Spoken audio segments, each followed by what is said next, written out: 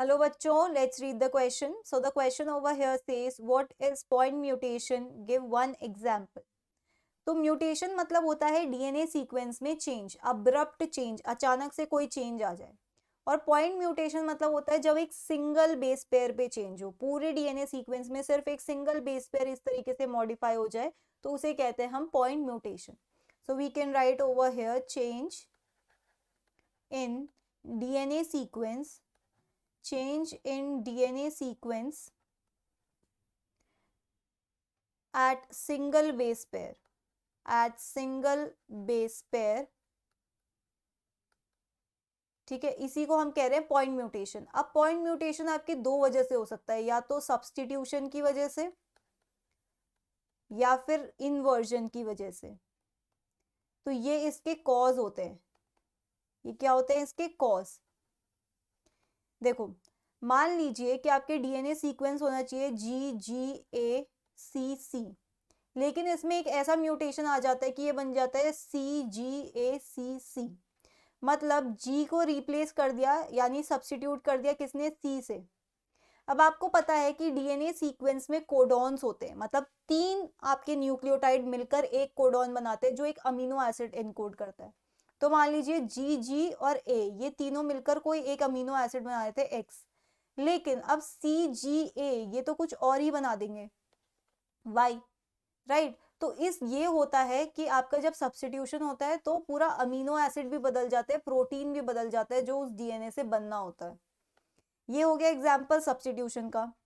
अब मान लीजिए कि ये आपके पास एक डीएनए का फ्रैगमेंट है जिसमें है GAAT और T, और इसके आगे पीछे और भी सीक्वेंस लगे हैं, लेकिन ये क्या होता है, ये पूरा फ्रैगमेंट इन्वर्ट हो जाता है। इन्वर्ट हो जाता है, इन्वर्ट मतलब उल्टा हो जाता है। अब क्या होगा यहाँ पे?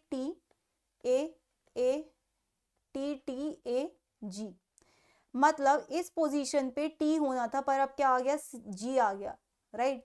तो इसकी वजह से भी कोडॉन का पूरा सीक्वेंस चेंज हो जाता है, राइट। तो यही है आपका सब इन्वर्जन। तो इन्वर्जन और सब्स्टिट्यूशन की वजह से क्या होता है, एक पोजीशन पे जो आपका म्यूटेशन है, एक पॉइंट पे मतलब एक बेस पर ही म्यूटेशन होने लगता है, राइट। अब इसका यहाँ पे हमें एग्जाम्पल पूछा गया है। एग्जाम्पल, तो एग्जाम्पल में आएगा आपका sickle cell anaemia. Sickle cell anaemia. अब सिकल सेल एनीमिया में क्या होता है? सिकल सेल एनीमिया यूजुअली जो आपकी आरबीसी होती है वो बाइकॉनकेव होती है। बाइकॉनकेव आरबीसी, बाइकॉनकेव आरबीसी होने का ये फायदा होता है कि आरबीसी ने अपने आप को इस तरीके से चेंज कर रखा है कि उसमें मैक्सिमम हीमोग्लोबिन आ सके। लेकिन सिकल सेल एनीमिया में क्या होता है, आरबीसी का शेप जो है वो चेंज हो जाता है और आपकी आरबीसी हो जाती है सिकल शेप्ड। अब सिकल शेप्ड आरबीसी का क्या नुकसान है कि ये लेस हीमोग्लोबिन एक्यूमुलेट करते हैं, लेस हीमोग्लोबिन, ठीक है, जिसकी वजह से हीमोग्लोबिन की कमी की वजह से क्या होता है? एनीमिया।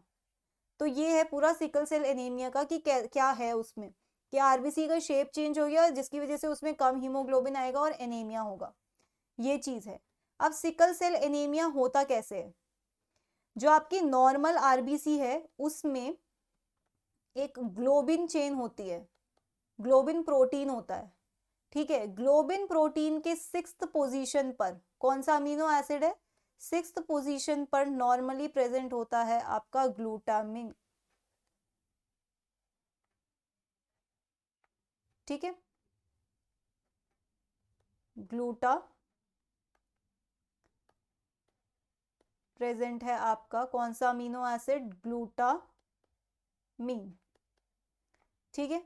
लेकिन जो आपकी सिकल शेप्ड आरबीसी है उसके ग्लोबिन वाली चेन में क्या होता है? 6th पोजीशन पे आ जाता है ग्लूटामीन की जगह पर क्या? वैलीन।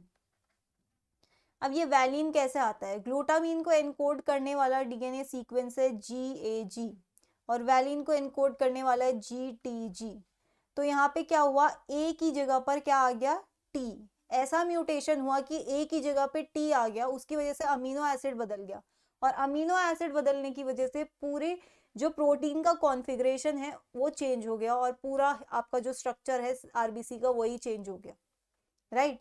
तो ये होता है आपका पॉइंट म्यूटेशन का example. I hope you understood it well. Best of luck.